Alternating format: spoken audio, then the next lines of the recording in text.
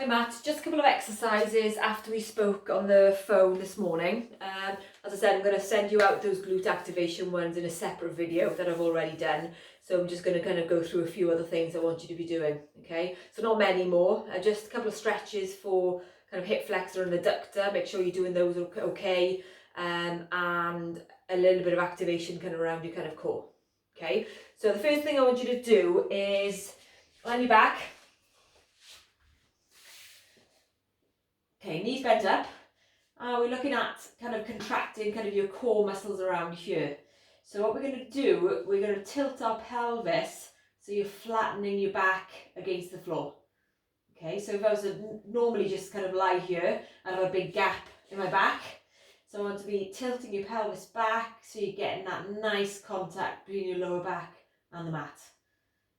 In that position now, I want you to work on just tightening up the muscles just from if you feel your pelvic bone, so you go in a little bit and down a touch, so in an inch, down about half an inch.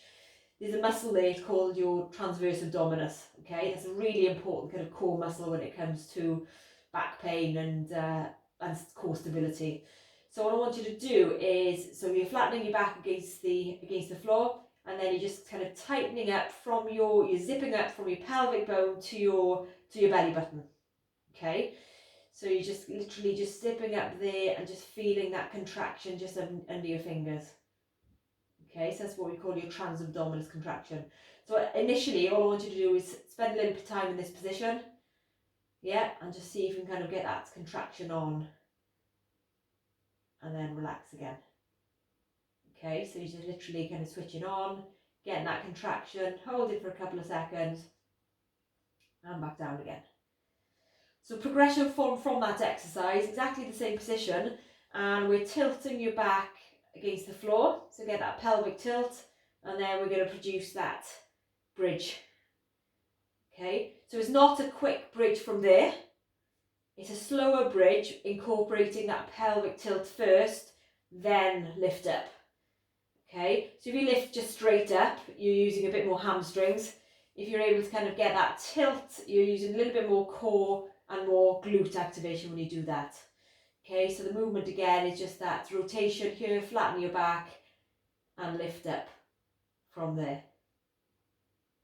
And then back down. Okay, so other ways you can adapt these, we'll kind of go through those if we need to, but at the moment I just want you to start that process there. I want you to start kind of getting your glutes firing as well. So those exercises on the mat, and then the ones in standing or on the mat again. Hip flexor stretch. I'm sure you know these, just go through them again. So just in a typical lunge position, and we're just going to lean forward so you feel that stretch in your quads, and then we're just going to lean back so you're feeling it a little bit more kind of hip flexor, high hip flexor here. Okay, what you can do as well, it's quite nice to do, is introduce a little bit of oblique stretch just by introducing a bit of arm movement there, and then back again.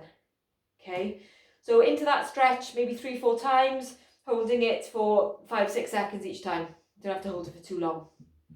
Do it both sides. Obviously compare the both sides with your painful knee. If it's painful, pop a pillow under your knee. If it's too painful to do it that way, then a normal quad stretch would be okay, but make sure you're bringing it back from the hip joint, so you're feeling it higher up, not just mid quad bulk. So just to there. Okay, adductor stretch, side lunge is quite good for that. So you're feeling this stretch in your adductor here, and then you can just do that a little bit more of a dynamic stretch, so you're not holding it for too long. So just coming in and out of that stretch from there. And then the other one to do would be a basic feet together, and then just bring your legs apart, open out your hip joints. Okay, so quite basic stuff initially, just to kind of start you going again on these. I know we're all very good at doing things when we're injured. When we're not injured, we're very reactive as people. We do things when we're injured. When we're not, we forget about these important things. Okay, so those exercises I've just shown you just now, plus the other video with the glute activation, have a little go with those for a week or so. Let me know how you get on then. Okay, thanks.